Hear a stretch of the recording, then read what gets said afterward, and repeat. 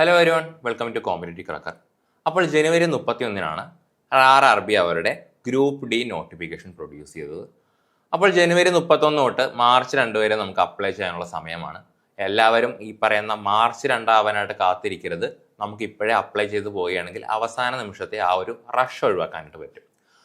പലരുടെയും സംശയമാണ് എങ്ങനെയാണ് നമ്മൾ ഈ പറയുന്ന RRBയുടെ ഗ്രൂപ്പ് ഡി നോട്ടിഫിക്കേഷൻ വന്നതിൻ്റെ ആ ഒരു പോസ്റ്റിലേക്ക് അപ്ലൈ ചെയ്യുന്നതെന്ന്. അപ്പോൾ ആ സംശയങ്ങളെല്ലാം മാറ്റാൻ വേണ്ടിയിട്ട് നമ്മളൊരു വീഡിയോ ചെയ്യുകയാണ്. എങ്ങനെയാണെന്ന് നമുക്ക് നോക്കിയാലോ. അപ്പോൾ ആദ്യം തന്നെ നമ്മൾ ഗൂഗിളിൽ പോയിട്ട് RRB എന്ന് തന്നെ സെർച്ച് ചെയ്യുക. RRB സെർച്ച് ചെയ്യുമ്പോൾ ഏതെങ്കിലും ഒരു RRBയുടെ സോൺ നമുക്ക് വരുന്നതാണ്. RRBയുടെ സോണിൻ്റെ വെബ്സൈറ്റ് വരാം.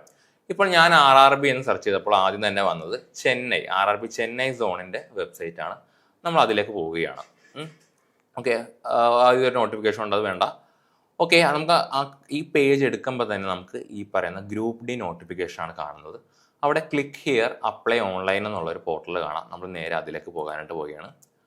ഓക്കെ, അപ്പം നമ്മൾ RRBapply.gov.in എന്ന് പറയുന്ന നമ്മുടെ എക്സാം അപ്ലൈ ചെയ്യുന്ന വെബ്സൈറ്റിലേക്ക് വരികയാണ്. അപ്പോൾ ഇതിലേക്ക് വരുമ്പോൾ തന്നെ ഒരു ബിവെയർ നോട്ടീസാണ് കാണുന്നത്. അതായത് പല RRBയുടെ ഫേക്ക് ന്യൂസുകളുള്ള അല്ലെങ്കിൽ ഫേക്ക് അഡ്രസ്സുകൾ ഇഷ്ടംപോലെ ഇപ്പോൾ കാണുന്നുണ്ട്. അപ്പോൾ അത് ഒഴിവാക്കാൻ വേണ്ടിയിട്ട് നിങ്ങൾ അപ്ലൈ ചെയ്യുമ്പോൾ RRBapply.gov.in എന്ന് പറയുന്ന സൈറ്റിലൂടെ മാത്രം അപ്ലൈ ചെയ്യാനായിട്ട് ശ്രദ്ധിക്കുക. കാരണം ധാരാളം സൈബർ തട്ടിപ്പിൻ്റെ ഒരു കാലത്താണ് നമ്മൾ ജീവിക്കുന്നത്. ഓക്കെ, അപ്പോൾ നമ്മൾ ഈ പറയുന്നതിൻ്റെ ഹോം പേജിലേക്ക് ചെല്ലുമ്പോൾ ക്രിയേറ്റ് ആൻ അക്കൗണ്ട് ലോഗിൻ എന്ന് പറഞ്ഞ് നമുക്ക് കാണാൻ പറ്റും. അതുപോലെ തന്നെ സ്ക്രൈബ് രജിസ്ട്രേഷൻ ഉണ്ട്. അപ്പോൾ നിങ്ങൾ ആദ്യമായിട്ട് അപ്ലൈ ചെയ്യുന്ന ഒരാളാണെങ്കിൽ നേരെ ക്രിയേറ്റ് ആൻ അക്കൗണ്ടിലേക്ക് തന്നെ പോകാം. ഓക്കെ, അപ്പോൾ ക്രിയേറ്റ് ആൻ അക്കൗണ്ടിലേക്ക് വരുമ്പോൾ ഒരു നോട്ടീസ് കാണാം. Candidates who have already created an account for any CEN issued by RRB in 2024 or 2025 are not required to register again. അതായത് 2024 അല്ലെങ്കിൽ 2025 നിങ്ങൾ RRBയുടെ ഏതെങ്കിലും ഒരു പോസ്റ്റിലേക്ക് അപ്ലൈ ചെയ്ത ആളാണോ, ഇപ്പോൾ NTPC ആയിക്കോട്ടെ, ഗ്രൂപ്പ് ഡി ആയിക്കോട്ടെ, അല്ലെങ്കിൽ മറ്റേതെങ്കിലും ഒരു പോസ്റ്റിലേക്ക് നിങ്ങൾ അപ്ലൈ ചെയ്ത ആളാണെങ്കിൽ എന്ത് വേണ്ട, നമ്മൾ വീണ്ടും ഒരു അക്കൗണ്ട് ക്രിയേറ്റ് ചെയ്യേണ്ട ആവശ്യമില്ല. പക്ഷേ ഈ 2024 മുമ്പ് ക്രിയേറ്റ് ചെയ്ത ആളാണെങ്കിൽ ഓഫ് കോഴ്സ് നിങ്ങൾ പുതിയൊരു അക്കൗണ്ട് തുടങ്ങണം. ഓക്കെ, CEN എന്ന് പറയുന്നത് സെൻട്രലൈസ്ഡ് എംപ്ലോയ്മെന്റ് നോട്ടീസാണ്. RRB പുറത്തിറക്കുന്ന നോട്ടിഫിക്കേഷനുകൾ അങ്ങനെ വിളിക്കുന്നത്. ഇനി നമുക്ക് പുതിയതായിട്ട് ഒരു പ്രൊഫൈൽ ക്രിയേറ്റ് ചെയ്യണമെങ്കിൽ ആദ്യത്തെ ചോദ്യം വന്നത് നിങ്ങൾ ഏത് രാജ്യത്ത് നിന്നുള്ള ആളാണ്, ഇന്ത്യക്കാരനാണോ, നേപ്പാളുകാരനാണോ, ഭൂട്ടാനിയാണോ, അല്ലെങ്കിൽ ടിബറ്റിൽ നിന്ന് വന്ന റെഫ്യൂജി ആണോ, അല്ലെങ്കിൽ പേഴ്സൺ ഓഫ് ഇന്ത്യൻ ഒറിജിൻ ആണോ. അപ്പോൾ ഇത്രയും അധികം ആളുകൾക്ക് ഈ പറയുന്നത് നമുക്ക് അപ്ലൈ ചെയ്യാൻ പറ്റും. സോ എല്ലാവരും നമ്മൾ ഇന്ത്യക്കാരെന്നുള്ള ആ ഒരു കോളം കൊടുത്തതിന് ശേഷം നമ്മുടെ പേഴ്സണൽ ഇൻഫർമേഷനിലേക്ക് കടക്കുകയാണ്. നമ്മുടെ പേരെന്താണെന്നുള്ളത് ഫില്ല് ചെയ്യാം. അതേപോലെ തന്നെ നിങ്ങളുടെ പേര് ഒരു വട്ടം കൂടി അവിടെ ഫില്ല് ചെയ്യാം. ഇനി നിങ്ങൾ എപ്പോഴെങ്കിലും ഏതെങ്കിലും ഒരു കാലഘട്ടത്തിൽ പേര് ചേഞ്ച് ചെയ്തിട്ടുണ്ടോ? യെസ് എന്നുണ്ടെങ്കിൽ നിങ്ങളുടെ പുതിയ പേരെന്താണ് എന്നുള്ളത് ഇവിടെ കാണിക്കാനായിട്ട് പറ്റും. നോ ആണെങ്കിൽ സാധാരണ പോലെ തന്നെ. ഇനി നിങ്ങളുടെ ഡേറ്റ് ഓഫ് ബർത്ത് കൊടുക്കാം. അതേപോലെ ഡേറ്റ് ഓഫ് ബർത്ത് റീടൈപ്പ് ചെയ്യണം. അതേപോലെ നിങ്ങൾ ഏത് ജെൻഡറിലുള്ള ആളാണ്, മെയിലാണോ ഫീമെയിലാണോ അല്ലെങ്കിൽ ട്രാൻസ്ജെൻഡർ ആണോ എന്നുള്ള കോളമാണ്. അത് തന്നെ നമുക്ക് റീടൈപ്പ് ചെയ്യണം. കാരണം ഡബിൾ വെരിഫിക്കേഷന് വേണ്ടിയിട്ടാണ് അവർ റീടൈപ്പ് ചോദിക്കുന്നത്. അതേപോലെ അച്ഛൻ്റെ പേര് എഴുതുമ്പോൾ അത് SSLC ബുക്കിൽ എങ്ങനെയാണോ അത് തന്നെ നിങ്ങൾ എഴുതണം. ഒരു കാരണവശാലും കുത്തോ കോമയോ ഒന്നും മാറിപ്പോകരുത്. വലിയ പൊല്ലാപ്പാകും ഭാവിയിൽ അത് നിങ്ങൾക്ക്. അതുപോലെ തന്നെ നിങ്ങളുടെ ഡോക്യുമെൻ്റ് വെരിഫിക്കേഷൻ ആ ഒരു സമയത്തൊക്കെ ഭയങ്കര ഒരു കീറാമുട്ടിയാകും നമ്മുടെ പേരിലുള്ള എന്തെങ്കിലും മിസ്റ്റേക്ക്. നിങ്ങൾ SSLC ബുക്കിൽ എങ്ങനെയാണോ അതേ പേര് തന്നെ ഉപയോഗിക്കുക. അതേപോലെ അമ്മയുടെ പേര് കൊടുക്കുക. അതുപോലെ അമ്മയുടെ പേര് റീടൈപ്പ് ഉണ്ട്. അതേപോലെ നിങ്ങളുടെ ഇമെയിൽ ID ഏതാണ്, ഇമെയിൽ ID നമ്മൾ കൊടുക്കുമ്പോൾ ഇമെയിൽ IDയിലേക്ക് ഒരു OTP വരും. അതോടൊപ്പം തന്നെ നമ്മുടെ മൊബൈൽ നമ്പറും കൊടുക്കുക. മൊബൈൽ നമ്പരൊക്കെ എന്ത് വരും, ഈ പറയുന്ന നമ്മുടെ OTP വരുന്നതാണ്. അതിനുശേഷം ഈ പറയുന്ന ആധാർ കാർഡിൻ്റെ ഡീറ്റെയിൽസ് നമ്മൾ കൊടുക്കണം. അപ്പോൾ അതിനുശേഷം ഒരു പാസ്വേഡ് ഉണ്ട്. ആ പാസ്വേഡിന് ശേഷം നമുക്കൊരു ആ പാസ്വേഡ് കൺഫേം ചെയ്യണം. അപ്പോൾ ഇങ്ങനെയുള്ള പ്രോസസ്സ് വഴി നമുക്ക് എന്ത് ചെയ്യാൻ പറ്റും, ഒരു പ്രൊഫൈൽ നമുക്ക് ക്രിയേറ്റ് ചെയ്യാനായിട്ട് പറ്റും. ഇനി നമ്മൾ പ്രൊഫൈൽ ക്രിയേറ്റ് ചെയ്തതിന് ശേഷമാണ് എന്തിലേക്ക് കിടക്കുന്നത്, എങ്ങനെ അപ്ലൈ ചെയ്യാമെന്നതിലേക്ക് കിടക്കുന്നത്. ഓക്കെ, അപ്പോൾ അതിലേക്ക് നമ്മൾ പോകാനായിട്ട് പോവുകയാണ്.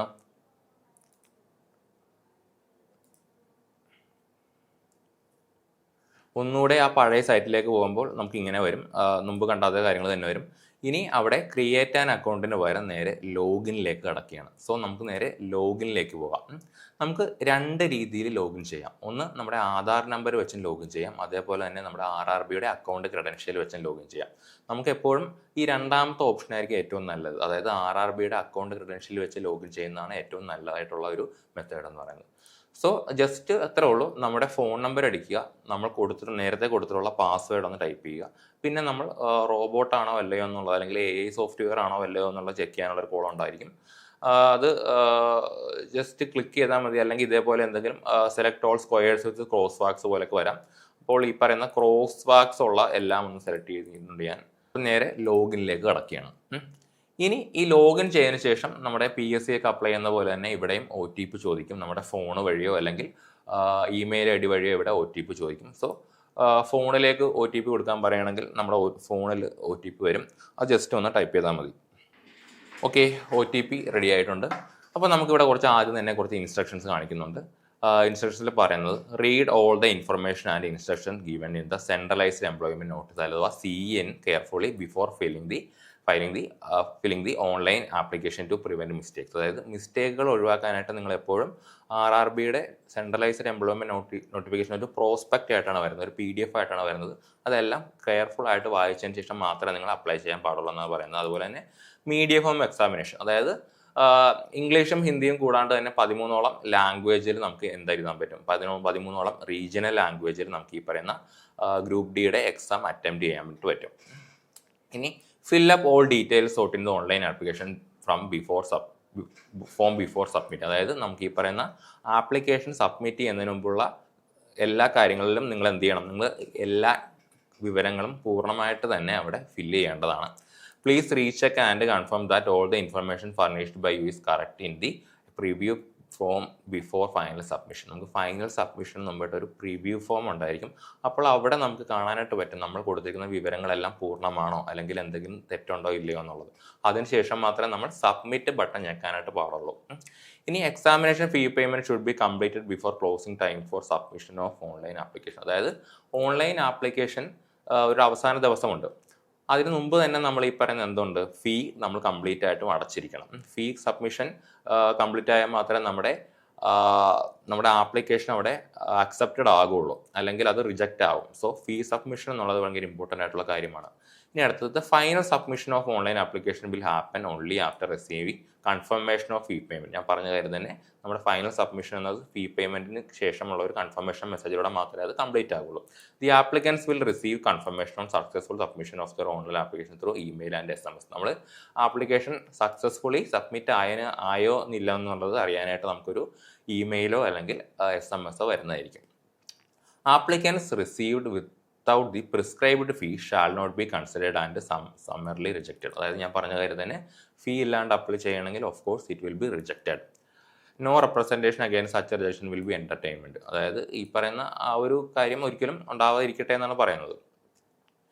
ഇനി നമുക്ക് ഈ പറയുന്ന ഓൺലൈൻ ആപ്ലിക്കേഷനിലേക്ക് പോകാം. ഇപ്പോൾ RRBയുടെ സൈറ്റിൽ നമുക്ക് അപ്ലൈ ചെയ്യാൻ പറ്റിയത് ഗ്രൂപ്പ് ഡി പോസ്റ്റാണ്. നമുക്ക് ഇഷ്ടമുള്ള സോൺ അവിടെ സെലക്ട് ചെയ്യാൻ പറ്റും. ഏത് സോണിലാണ് നമുക്ക് ഈ പറയുന്ന അപ്ലൈ ചെയ്യാൻ പറ്റുന്നുള്ളത്. അപ്പോൾ അഹമ്മദാബാദ് ഉണ്ട്, അജ്മീർ ഉണ്ട്, ബാംഗ്ലൂർ ഉണ്ട്. സോ ഞാനിവിടെ ബാംഗ്ലൂരാണ് പോകുന്നത്. കാരണം നമുക്ക് മലയാളികളെ സംബന്ധിച്ചോളം ഗ്രൂപ്പ് ഡി പോസ്റ്റ് ഒക്കെ വെക്കാനായിട്ട് ഏറ്റവും നല്ലത് ഈ പറയുന്ന ബാംഗ്ലൂർ തന്നെയാണ്. ഓക്കെ, അവിടെ ഒരു ചോദ്യം ചോദിച്ചിട്ടുണ്ട്, I am not currently debarred by any RRB. അതായത് RRB നടത്തിയ ഏതെങ്കിലും പരീക്ഷകളിൽ നിന്ന് നമ്മൾ ഡീബാർ ചെയ്തിട്ടുണ്ടോ ഇല്ലയോ എന്ന് ചോദിച്ചിട്ടുണ്ട്. അപ്പോൾ ഇല്ലെന്നാണെങ്കിൽ ഇല്ലെന്ന് കൊടുക്കുക, ഉണ്ടെന്നാണെങ്കിൽ ഉണ്ടെന്ന് തന്നെ കൊടുക്കണം നിങ്ങൾ. കാരണം നിങ്ങൾ ഡീബാർ ചെയ്തിട്ടുള്ള ഒരാളാണ്, വീണ്ടും അപ്ലൈ ചെയ്യുകയാണ്, നിങ്ങൾ ഡീബാർ ചെയ്തിട്ടില്ല എന്ന് പറഞ്ഞ് അപ്ലൈ ചെയ്യുകയാണെങ്കിൽ വീണ്ടും അത് നിയമത്തിൻ്റെ കുരുക്കളിലേക്കൊക്കെ പോകാനായിട്ട് പറ്റും. ഇനി I hereby confirm that I have carefully read and understood the CEN. അതായത് ഈ പറയുന്ന സെൻട്രലൈസ്ഡ് എംപ്ലോയ്മെന്റ് നോട്ടിഫിക്കേഷൻ അല്ലെങ്കിൽ അതിൻ്റെ RRBയുടെ പ്രോസ്പെക്ട്സ് കംപ്ലീറ്റ് ആയിട്ട് വായിച്ചതിന് ശേഷം മാത്രമേ നിങ്ങൾ അപ്ലൈ ചെയ്യാനായിട്ട് പോകാൻ പാടുള്ളൂ. സോ നമ്മൾ ഈ പറയുന്ന രണ്ട് കോളവും ടിക്ക് ചെയ്തതിന് ശേഷം അപ്പോൾ ഈ പറയുന്ന രണ്ട് ബോക്സും ടിക്ക് ചെയ്തതിന് ശേഷം നമ്മൾ അടുത്ത സ്റ്റെപ്പിലേക്ക് കടക്കുകയാണ്. അപ്പോൾ ആദ്യം തന്നെ ഈ പറയുന്ന നമ്മുടെ പേഴ്സണൽ ഇൻഫർമേഷൻ എല്ലാം ഇവിടെ കാണാം. നിങ്ങൾ ഏത് രാജ്യത്തു നിന്നുള്ളതാണ്, നമ്മുടെ പ്രൊഫൈലിനകത്ത് പറഞ്ഞിട്ടുള്ള അതേ കാര്യങ്ങൾ തന്നെ ആയിരിക്കും. നിങ്ങളുടെ ഡേറ്റ് ഓഫ് ബർത്ത്, ഈ ഡേറ്റ് ഓഫ് ബർത്ത് അനുസരിച്ചുള്ള പ്രായം ഉണ്ടായിരിക്കും.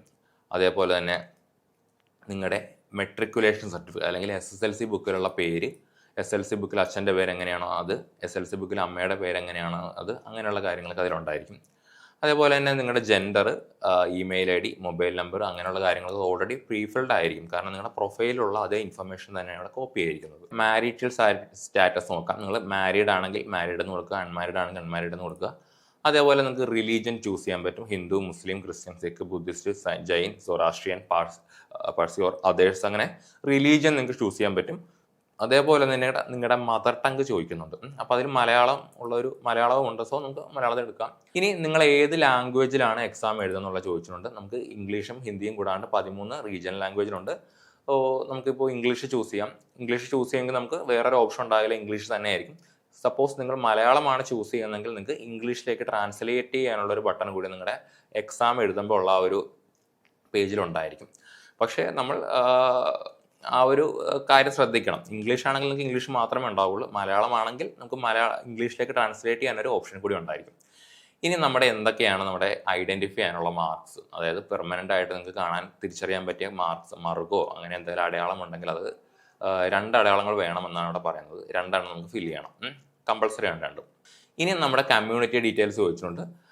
ഇപ്പോൾ നമ്മൾ SC ആണെങ്കിൽ എന്താണ്, only those community which are recognised by the central government of India as SC, ST and OBC are eligible for reservation recruitment in Indian railways. അതായത് central government പറഞ്ഞിട്ടുള്ള list അല്ലെങ്കിൽ സെൻട്രൽ ഗവൺമെൻറ് അംഗീകരിച്ച list പ്രകാരമുള്ള SC കമ്മ്യൂണിറ്റിയോ ST കമ്മ്യൂണിറ്റിയോ അല്ലെങ്കിൽ OBC community ആണെങ്കിൽ മാത്രമേ നമുക്കിവിടെ റിസർവേഷൻ ക്ലെയിം ചെയ്യാൻ പറ്റുള്ളൂ. അത് സെൻട്രൽ ലിസ്റ്റിൽ നമ്മൾ SCയോ STയോ OBCയോ ഒക്കെ ആയിരിക്കണം.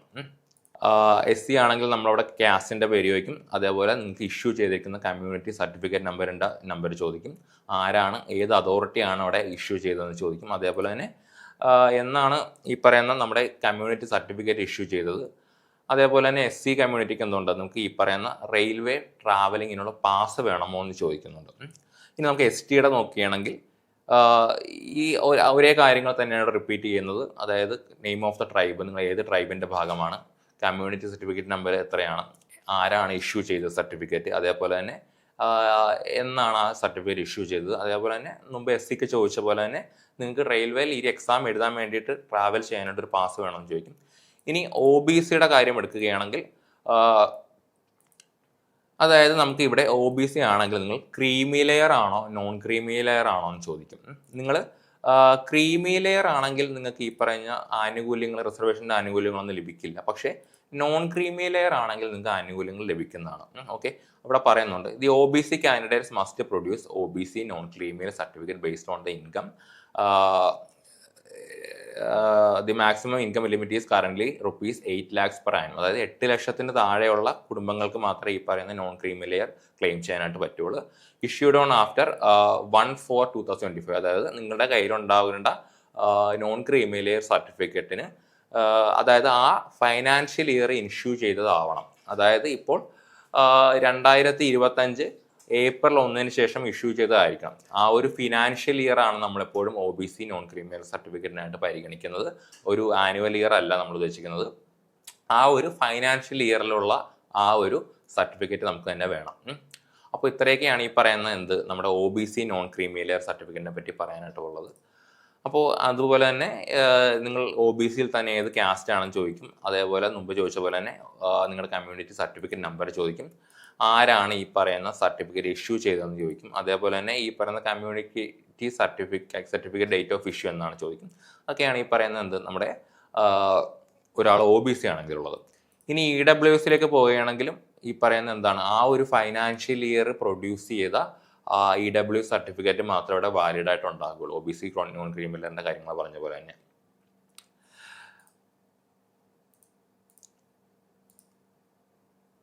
ഓക്കെ, ഇനി ഇതേപോലെ തന്നെ ഈ പറയുന്ന കമ്മ്യൂണിറ്റി സർട്ടിഫിക്കറ്റ് നമ്പർ ഉണ്ടായിരിക്കും, ആരാണ് ഇഷ്യൂ ചെയ്തതെന്ന്. അതേപോലെ തന്നെ കമ്മ്യൂണിറ്റി സർട്ടിഫിക്കറ്റ് ഇഷ്യൂ ചെയ്ത ഡേറ്റ് എന്നാണെന്നൊക്കെ ചോദിക്കും. മുമ്പ് OBCയുടെ കാര്യം ചോദിച്ച പോലെ തന്നെ.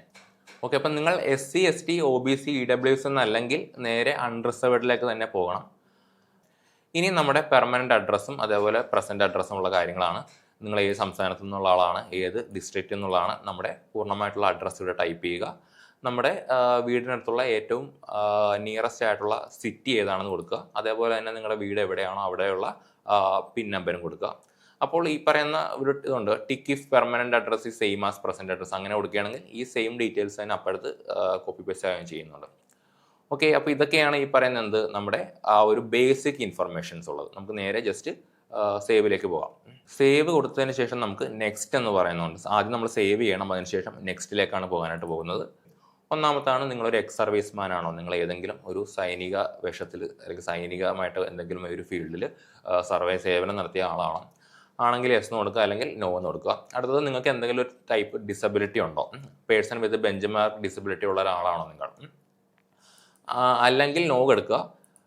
യെസ് എന്നാണെങ്കിൽ നിങ്ങൾക്ക് ഡിസബിലിറ്റിയുടെ കാറ്റഗറി ഏതാണ്, സബ് ഡിസബിലിറ്റി കാറ്റഗറി ഏതാണ്, എന്തുമാത്രം ഡിസബിലിറ്റി നിങ്ങൾക്കുണ്ട്, അതേപോലെ നിങ്ങളുടെ സർട്ടിഫിക്കറ്റ് നമ്പർ എത്രയാണ്, അത് ഇഷ്യൂ ചെയ്ത ഡേറ്റ് എത്രയാണ്, അതുപോലെ UDID നമ്പർ എങ്ങനെയാണ്, അങ്ങനെയുള്ള കാര്യങ്ങളൊക്കെ അവിടെ ചോദിക്കുന്നതാണ്. സോ നമ്മളിവിടെ നോ കൊടുക്കുകയാണ്.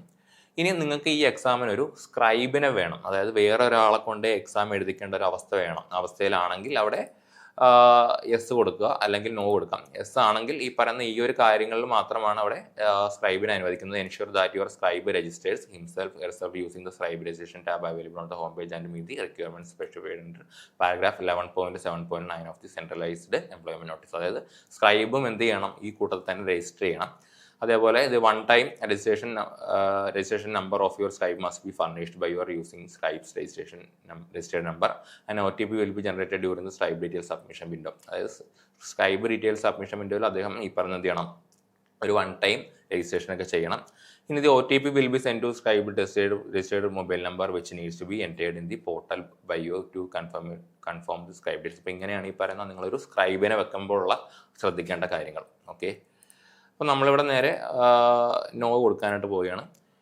ഇനി എക്കണോമിക്കലി ബാക്ക്വേർഡ് ക്ലാസ് എന്ന് പറയുന്നത് നമ്മുടെ പഴയ EWS അല്ല, ശ്രദ്ധിച്ച് നോക്കണം.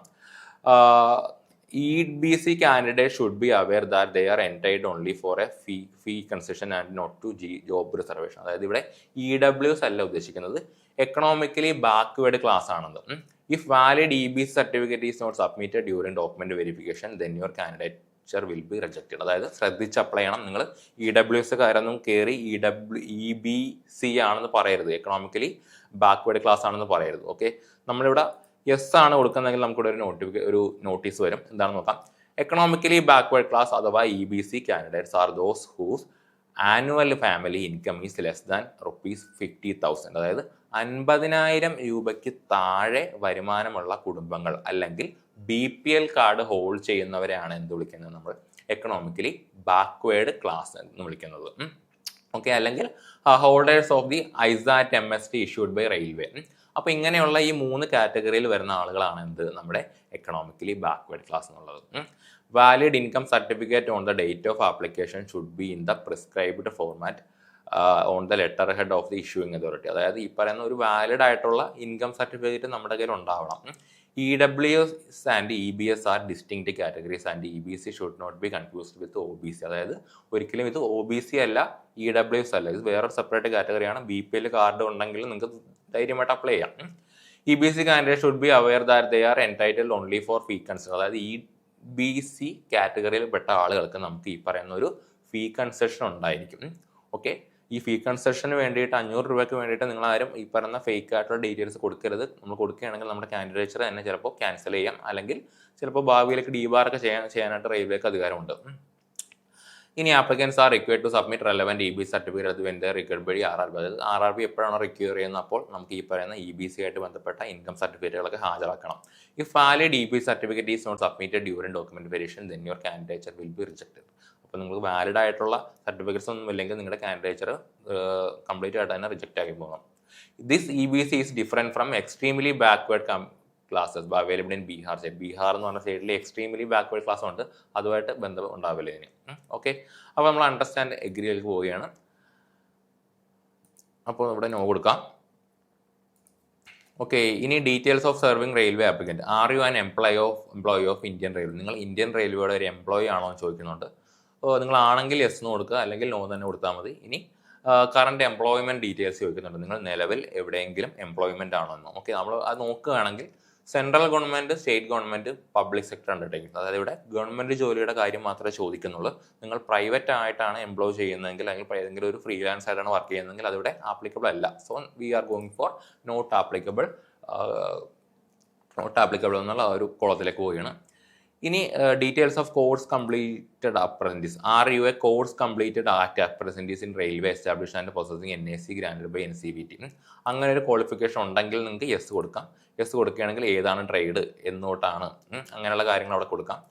അല്ലെങ്കിൽ നേരെ നോ കൊടുത്തായിട്ട് മതി. അടുത്ത് നമുക്ക് bank details four refund of ഫീ ആണ്. അതായത് നമ്മൾ RRBയുടെ ഒരു എക്സാം എഴുതുകയാണെങ്കിൽ RRBയുടെ ഏതെങ്കിലും ഒരു പോസ്റ്റിന് വേണ്ടി നമ്മൾ അപ്ലൈ ചെയ്യുമ്പോൾ 500 രൂപയാണ് ഒരു ജനറൽ കാറ്റഗറിയിൽ പെട്ട ഒരാൾ പേ ചെയ്യുന്നത്. അതിൽ നിന്ന് 400 രൂപ നമുക്ക് റീഫണ്ട് കിട്ടും എക്സാം എഴുതി കഴിയുമ്പോൾ. അപ്പോൾ അതിന് വേണ്ടിയിട്ട് ഇവിടെ ബാങ്ക് അക്കൗണ്ട് നമുക്ക് ചോദിക്കുന്നുണ്ട്. അപ്പോൾ നമ്മൾ ഈ പറയുന്ന നമ്മുടെ ബാങ്ക് അക്കൗണ്ടിൽ ഏത് പേരാണ് കൊടുത്തത് അത്, അതേപോലെ തന്നെ നമ്മുടെ ഈ പറയുന്ന ബാങ്ക് അക്കൗണ്ടിൻ്റെ അക്കൗണ്ട് നമ്പർ കൊടുക്കണം, അതവിടെ കൺഫേം ചെയ്യണം. അതുപോലെ തന്നെ ബാങ്കിൻ്റെ IFSC കോഡ് കൊടുക്കണം, ഏത് ബാങ്കാണ്, അഡ്രസ്സ് വേണം. പിന്നെ നിങ്ങൾ ചിലപ്പോൾ അക്ഷയയിലൊക്കെ പോയി അപ്ലൈ ചെയ്യുന്ന ആളുകളായിരിക്കും. നിങ്ങൾ നിർബന്ധമായിട്ടും നിങ്ങളുടെ ബാങ്ക് അക്കൗണ്ട് ഡീറ്റെയിൽസ് തന്നെ കൊടുക്കണം, അക്ഷയയുടെ നമ്പരൊന്നും കൊടുക്കരുത്. അപ്പോൾ അങ്ങനെയൊക്കെയാണ് ഇതിൻ്റെ കാര്യങ്ങളുള്ളത്. ഇനി ഇത് നേരെ നമുക്ക് സേവ് ചെയ്യാം. ഓക്കെ, നമ്മുടെ ഡീറ്റെയിൽസ് എല്ലാം ഇവിടെ സേവ്ഡ് ആയിട്ടുണ്ട്. നമ്മൾ നേരെ ഇനി നെക്സ്റ്റിലേക്ക് പോവുകയാണ്. ഇനി നമുക്ക് ഗ്രൂപ്പ് ഡി നോട്ടിഫിക്കേഷനെ സംബന്ധിച്ചോളം എന്താണെന്ന് വെച്ചാൽ അവിടെ 10ാം ക്ലാസ് മതി. സോ നമുക്ക് 10ാം ക്ലാസ് മതി. 10ാം ക്ലാസ് ഉള്ള ആളുകൾക്കെല്ലാം 10ാം ക്ലാസ് തന്നെ മതിയായിരിക്കും. കൂടുതൽ വലിയ ഡീറ്റെയിൽസിലേക്ക് നമുക്ക് പോകേണ്ട ആവശ്യമില്ല. അപ്പോൾ നമ്മൾ ഇവിടെ 10ാം ക്ലാസ് അപ്ലൈ ചെയ്യുമ്പോൾ ഒരു കാര്യം ശ്രദ്ധിക്കേണ്ടതെന്ന് വെച്ചാൽ, അപ്പോൾ നമ്മുടെ ഈ പറയുന്ന SLC സർട്ടിഫിക്കറ്റിൻ്റെ ഒരു സീരിയൽ നമ്പർ ചോദിക്കുന്നുണ്ട്. സീരിയൽ നമ്പർ എന്നുള്ളത് നമ്മുടെ എക്സാം രജിസ്ട്രേഷൻ നമ്പറോ അല്ലെങ്കിൽ ആ റോൾ നമ്പരോ അല്ല. ഇവിടെ ഉദ്ദേശിക്കുന്നത് വെച്ചാൽ SLC സർട്ടിഫിക്കറ്റിൻ്റെ നമ്മുടെ കേരള സിലബസിലുള്ള ഒരാളാണെങ്കിൽ അവിടെ ഇടതുവശത്തായിട്ട് ഏറ്റവും മുകളിലായിട്ട് റെഡ് കളറിലൊരു സീരിയൽ നമ്പർ ഉണ്ടായിരിക്കും. ആ നമ്പറാണ് ഇവിടെ അടിച്ചു കൊടുക്കേണ്ടത്. അപ്പോൾ അത്രയും കാര്യങ്ങൾ നമുക്കിവിടെ ഫില്ല് ചെയ്യാം. അതേപോലെ ഏത് സംസ്ഥാനത്താണ് നിങ്ങൾ SLC എഴുതിയത്, ഏത് ജില്ലയിലാണ്, ഏത് ബോർഡാണ്, എന്നാണ് പാസ്സായത് അതേപോലെ റോൾ നമ്പർ ചോദിക്കുന്നുണ്ട്. റോൾ നമ്പറും അതേപോലെ സീരിയൽ നമ്പർ തമ്മിൽ മാറിപ്പോരുത്. അപ്പോൾ ഇത്രയും കാര്യങ്ങൾ നമുക്ക് അപ്ഡേറ്റ് ചെയ്യാം. ഇത് ഞാൻ ഓൾറെഡി നേരത്തെ ചെയ്തു വെച്ചുകൊണ്ടാണ് ഇവിടെ കാണുന്നത്. ചെയ്യാത്ത ആളാണെങ്കിൽ എന്ത് ചെയ്യണം, ഇവിടെ ഈ പറയുന്ന ക്വാളിഫിക്കേഷൻ എന്നുള്ളത് മെട്രിക്കുലേഷൻ NAC IT എന്നുള്ളത് ആഡ് ചെയ്യണം. ഓക്കെ, അപ്പോൾ അതിനുശേഷം നമുക്ക് നേരെ നെക്സ്റ്റിലേക്ക് പോകാം. അടുത്തതെന്ന് വെച്ചാൽ എന്താണെന്ന് വെച്ചാൽ നമ്മുടെ ഈ ഡോക്യുമെൻ്റ് അപ്ലോഡാണ്. അതായത് നമ്മുടെ പ്രൊഫൈൽ ഡോക്യുമെൻറ്റ്സ്. നമുക്കിവിടെ 2 ഡോക്യുമെൻ്റ് അപ്ലോഡ് ചെയ്യണം. ഒന്ന് നമ്മുടെ ഫോട്ടോയാണ്, അതേപോലെ തന്നെ എന്താണത് നമ്മുടെ സിഗ്നേച്ചറാണ്. അപ്പോൾ നമ്മൾ ഫോട്ടോ അപ്ലോഡ് ചെയ്യാൻ നേരത്ത് ശ്രദ്ധിക്കേണ്ട കാര്യങ്ങൾ എന്തൊക്കെയാണെന്ന് നോക്കാം. Dress in non white clothing, അതായത് നമ്മളെപ്പോഴും ഒരു വൈറ്റ് അല്ലാത്ത ക്ലോത്ത് വേണം നമ്മൾ ധരിക്കാനായിട്ട്. പ്രിഫറബിളി ഇൻ ഡാർക്ക് കളേഴ്സ്, അതായത് ഡാർക്ക് കളർ ആണെങ്കിൽ അത്രയും നല്ലതാണ്. To maintain contrast with the background, അതായത് ബാക്ക്ഗ്രൗണ്ടുമായിട്ട് ഒരു കോൺട്രാസ്റ്റോടെ വേണം. Choose a location with good lighting and plain uncluttered background, അതായത് നല്ലൊരു ബാക്ക്ഗ്രൗണ്ട് വേണം, അതായത് നല്ല ലൈറ്റ് വേണം, അങ്ങനെയുള്ള കാര്യങ്ങൾ ശ്രദ്ധിക്കണം. Ensure that the camera is positioned at eye level before capturing the photograph. Position yourself directly in front of the camera and look straight ahead with a neutral expression. അതേപോലെ make sure that the entire face is clearly visible and centered within the frame shown by the application module. Ensure that your face is neither too close nor too far from the camera and no part of the head or face is outside the delineated frame. അതേപോലെ do not wear a cap, mask or glass, അതായത് നമ്മൾ സാധാരണ എങ്ങനെയാണോ photo എടുക്കുന്നത് അതുപോലെ തന്നെ വൃത്തിയായിട്ടുള്ള നമ്മുടെ മുഖം, നമ്മുടെ 2 ചെവിയും കാണുന്ന രീതിയിൽ, മുഖമെല്ലാം കാണുന്ന രീതിയിൽ തന്നെയുള്ള ഒരു ഫോട്ടോ തന്നെയാണ് വേണം. അതേപോലെ ഇവിടെ റെഡ് കളറിൽ കൊടുത്തിരിച്ച കാര്യമുണ്ട്, ഇമ്പോർട്ടൻ്റ് ആണ്. Applications within photographs that do not comply with these guidelines are able to be reject, അതായത് നമ്മുടെ ആപ്ലിക്കേഷൻ റിജക്റ്റ് ആവാം ഈ പറയുന്ന രീതിയിലല്ലാത്ത ഫോട്ടോയാണെങ്കിൽ. Any deviation in the captured photograph other than the standard specification mentioned above will lead to rejection at any stage of recruitment after submission of application, അതായത് നിങ്ങൾക്ക് വൃത്തിയുള്ള ഒരു ഫോട്ടോ അല്ലെങ്കിൽ ഈ പറയുന്ന ഗൈഡ് ലൈൻസ് ഒന്നും അനുസരിക്കാത്ത ഒരു ഫോട്ടോ ആണെങ്കിൽ നിങ്ങളുടെ ആപ്ലിക്കേഷൻ അത് റിജക്റ്റ് ആവാനായിട്ട് സാധിക്കും. ഓക്കെ, നമുക്കിപ്പോൾ 2 രീതിയിൽ ഈ പറയുന്ന നമ്മുടെ ഫോട്ടോ ക്യാപ്ചർ ചെയ്യാൻ. നമ്മുടെ നേരത്തെ എടുത്ത് വെച്ച പാസ്പോർട്ട് സൈസ് ഫോട്ടോ ഇതിലേക്ക് അപ്ലോഡ് ചെയ്യുന്ന രീതിയല്ല ഇവിടെ ഉള്ളത്. നമ്മുടെ ലൈവായിട്ട് ഈ പറയുന്ന നമ്മുടെ ഫോട്ടോ ക്യാപ്ചർ ചെയ്യുന്ന രീതിയാണ്. നമുക്ക് 2 രീതിയിൽ ക്യാപ്ചർ ചെയ്യാം. ഒന്ന് നമ്മുടെ ലാപ്ടോപ്പിലോ അല്ലെങ്കിൽ PC-യിലാണോ ചെയ്യുന്നതെങ്കിൽ നമ്മുടെ ഫ്രണ്ട് ക്യാമറ വെച്ച് ചെയ്യാനായിട്ട് പറ്റും, അല്ലെങ്കിൽ നിങ്ങളുടെ മൊബൈൽ ഫോൺ വഴി ചെയ്യാൻ പറ്റും. നമുക്ക് പ്രിഫറബിളി എപ്പോഴും നല്ലത് മൊബൈൽ ഫോൺ വഴി ചെയ്യുന്നതാണ് എപ്പോഴും നല്ലത്.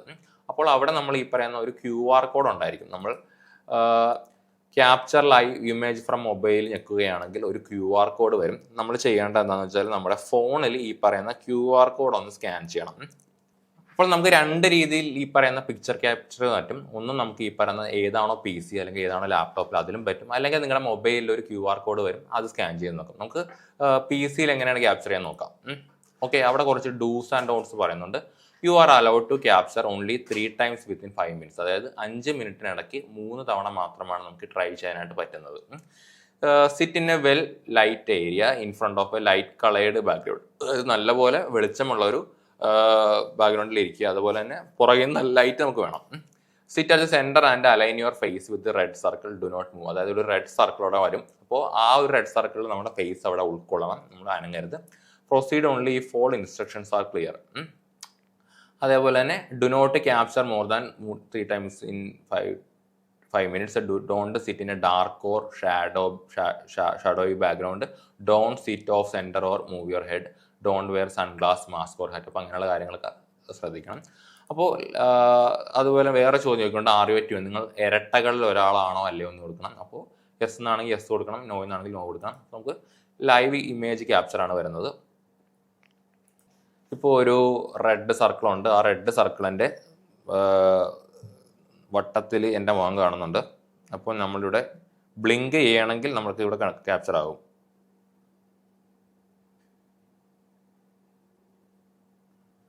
ഓക്കെ, അപ്പം നമ്മൾ സിഗ്നേച്ചർ അപ്ലോഡിലേക്ക് പോവുകയാണ്. സിഗ്നേച്ചർ അപ്ലോഡ് ചെയ്യുമ്പോൾ ശ്രദ്ധിക്കേണ്ട കുറേ കാര്യങ്ങളൊക്കെ പറയുന്നുണ്ട്. അതെല്ലാം വായിച്ചതിന് ശേഷം മാത്രമേ നമ്മൾ ഈ പറയുന്ന സിഗ്നേച്ചർ അപ്ലോഡിലേക്ക് കടക്കാനായിട്ട് പാടുള്ളൂ. അപ്പോൾ നമ്മൾ നേരെ ഇവിടെ ഈ ഒരു ബ്രൗസ് എന്ന് പറയുന്ന ആ ഒരു ബട്ടൺ ഞെക്കുകയാണെങ്കിൽ നമുക്ക് ഈ പറയുന്ന നമ്മുടെ അപ്ലോഡ് ചെയ്യേണ്ട ഡെസ്റ്റിനേഷൻ ഫയലിലേക്ക് പോകാനായിട്ട് പറ്റും. അപ്പോൾ നമ്മൾ നേരെ സിഗ്നേച്ചറിലേക്ക് പോവുകയാണ്. ഓക്കെ അല്ലേ? ഓക്കെ, അപ്പം നമ്മൾ സിഗ്നേച്ചർ അപ്ലോഡിങ് കഴിഞ്ഞു. അപ്പോൾ ഇവിടെ ടിക്ക് കൊടുക്കാം നമുക്ക്. ഓക്കെ, അപ്പോൾ നമ്മുടെ സിഗ്നേച്ചർ ഇവിടെ അപ്ലോഡ് ആയിട്ടുണ്ട്. ഇനി നമ്മൾ എന്ത് ചെയ്യാൻ പോവുകയാണ്? നമ്മൾ സേവ് കൊടുക്കാനായിട്ട് പോവുകയാണ്.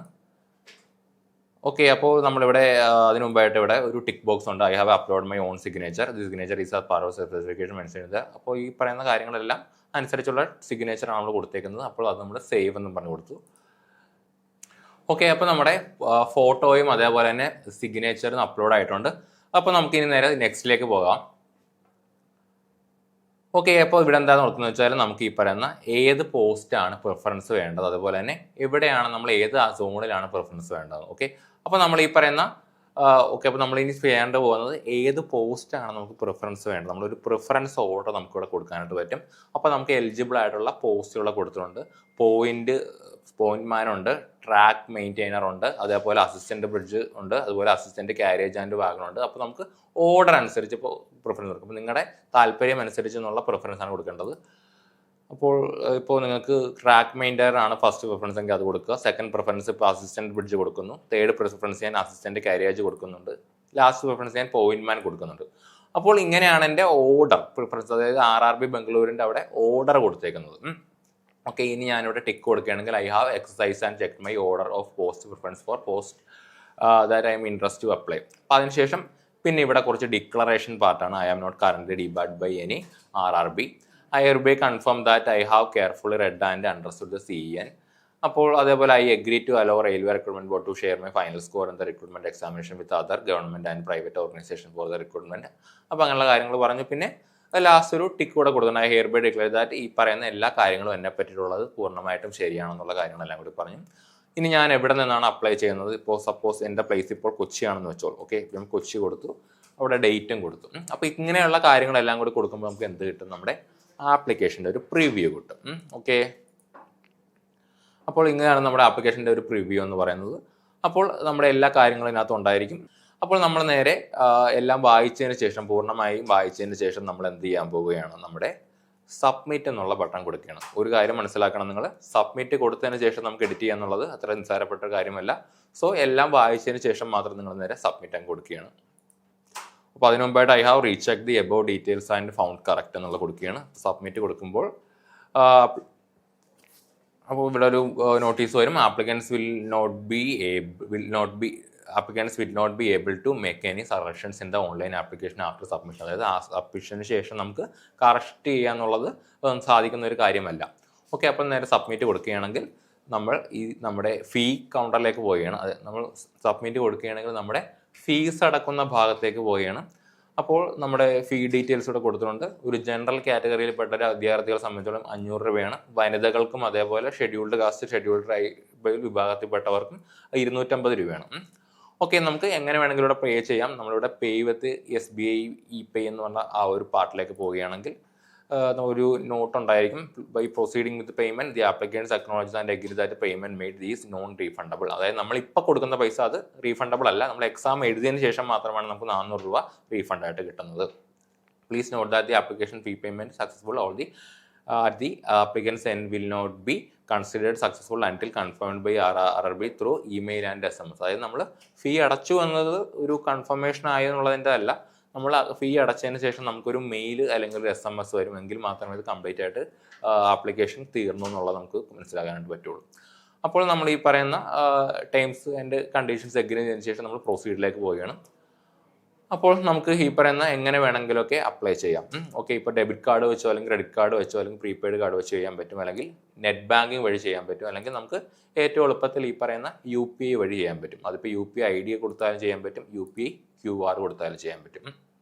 അപ്പോൾ ഈ ഒരു പ്രോസസ്സിന് ശേഷം നമുക്ക് എന്ത് ചെയ്യാൻ പറ്റും, നമ്മുടെ ആപ്ലിക്കേഷൻ സബ്മിറ്റ് ആയി എന്നുള്ള ഒരു പ്രൊഫൈൽ നിങ്ങളുടെ മെസ്സേജിലേക്ക് ഇൻബോക്സിൽ, അതായത് നമ്മുടെ ഇമെയിൽ ID-യിലോ അല്ലെങ്കിൽ നമ്മുടെ SMS-ലേക്കൊക്കെ വരുന്നതാണ്. അപ്പോൾ ഇത്രയൊക്കെയാണ് നമ്മുടെ ഫീ പേയ്മെൻറ്റിൻ്റെ കാര്യം പറയാൻ. നമ്മളിവിടെ പേ നൗ കൊടുക്കുകയാണെങ്കിൽ നമുക്കിപ്പോൾ നമ്മുടെ UPI ട്രാൻസാക്ഷൻ്റെ ID ഉണ്ട്. ഓക്കെ, നമ്മുടെ ഫീ പേയ്മെൻറ്റിന് ശേഷം നമുക്ക് ഇങ്ങനെ ഒരു പേയ്മെൻറ്റ് റെസിപ്റ്റ് ഡീറ്റെയിൽസ് ഒക്കെ വരാൻ പറ്റും. അപ്പോൾ നമ്മൾ ബാക്ക് അടിക്കുകയാണെങ്കിൽ നമ്മുടെ ഹോം പേജിലേക്ക് തിരിച്ചു പോകാൻ പറ്റും. അപ്പോൾ നമ്മുടെ മൈ ആപ്ലിക്കേഷൻ്റെ അവിടെ നമ്മുടെ ഈ പറയുന്ന ഗ്രൂപ്പ് ഡിയുടെ കാണാൻ പറ്റുന്നതാണ്. പേയ്മെൻറ്റ് കംപ്ലീറ്റഡ് ആണ്. അതുപോലെ തന്നെ ഇതിൻ്റെ ഫൈനലായിട്ടുള്ള മെസ്സേജ് നമ്മുടെ ഇൻബോക്സിലുണ്ടാകും, ഇമെയിൽ ID-യിലും വരും, അതുപോലെ തന്നെ നമ്മുടെ ഫോൺ നമ്പറിലും വരും. അപ്പോൾ ഇത്രയൊക്കെയാണ് നമ്മുടെ ഒരു ഗ്രൂപ്പ് ഡി എക്സാമിന് വേണ്ടി അപ്ലൈ ചെയ്യുമ്പോൾ ശ്രദ്ധിക്കേണ്ട കാര്യങ്ങൾ. ഈ ഒരു വഴിയിലൂടെയാണ് നമ്മൾ അപ്ലൈ ചെയ്യേണ്ടത്. ശ്രദ്ധിക്കേണ്ട കാര്യങ്ങളെന്നുള്ളത് നിങ്ങളെ പറ്റിയുള്ള വിവരങ്ങൾ പൂർണ്ണമായിട്ടും അത് സത്യമായിട്ടുള്ള വിവരങ്ങൾ മാത്രം അവിടെ രേഖപ്പെടുത്തേണ്ടതാണ്. അതുപോലെ തന്നെ എക്കണോമിക് ബാക്ക്വേർഡ് ക്ലാസ് എന്നുള്ളത് ഒരിക്കലും OBC ആയിട്ടോ EWS ആയിട്ടോ തെറ്റിദ്ധരിക്കരുത്. അതേപോലെ തന്നെ നിങ്ങൾ ഈ പറയുന്ന പ്രായത്തിനുള്ളിൽ ഉള്ളവരാണോ എന്നുള്ള കാര്യം ശ്രദ്ധിക്കണം. അതേപോലെ തന്നെ നിങ്ങൾ EWS ഒക്കെ ആണെങ്കിൽ കറക്റ്റായിട്ടുള്ള വരുമാനം തെളിയിക്കുന്ന സർട്ടിഫിക്കറ്റ് ഉണ്ടായിരിക്കണം. OBC ആണെങ്കിൽ നിങ്ങളുടെ കമ്മ്യൂണിറ്റി നോൺ ക്രീമിലെയർ ആണ്, അല്ലെങ്കിൽ നിങ്ങൾ നോൺ ക്രീമിലെയർ വിഭാഗത്തിൽപ്പെടുന്ന ആളാണെന്നുള്ള കാര്യങ്ങളൊക്കെ തെളിയിക്കേണ്ടതുണ്ട്. അപ്പോൾ എല്ലാവരും ഇപ്പോഴേ അപ്ലൈ ചെയ്ത് തുടങ്ങുക. നമുക്ക് ലാസ്റ്റ് ഡേറ്റിന് വേണ്ടിയിട്ട് ഒരിക്കലും വെയിറ്റ് ചെയ്ത് നിൽക്കരുത്. ലാസ്റ്റ് ഡേറ്റിലേക്ക് പോവുകയാണെങ്കിൽ നിങ്ങൾക്ക് റഷ് ആയിരിക്കും, നിങ്ങൾക്ക് ഉണ്ടായിരിക്കുക, എല്ലാവർക്കും തിരക്കായിരിക്കും. അപ്പോൾ എല്ലാവർക്കും all the best. Thank you.